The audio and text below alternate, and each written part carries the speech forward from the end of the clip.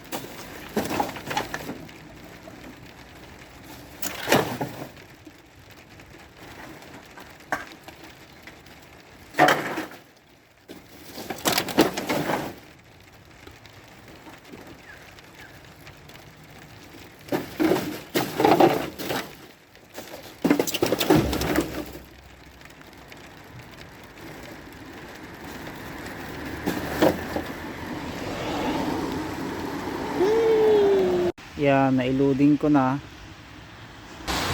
Maulan ngayon, kaya lang sana bukas yung bintahan ng bote at lata.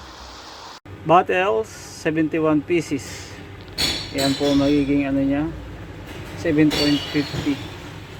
And lalabas yan dyan ang resibo. Try natin.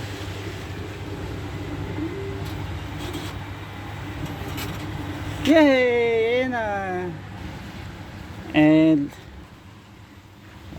And lipat na tayo dito sa mga plastic and cans. Dito naman tayo maghuhulog. Yan. Yay! 444 second batch.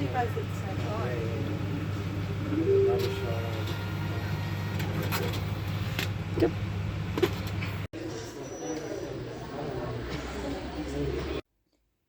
Yan guys, yan na yung napamili namin.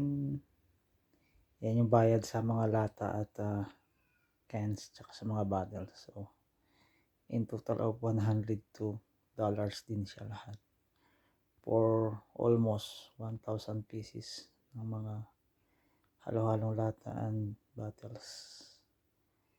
See you next time.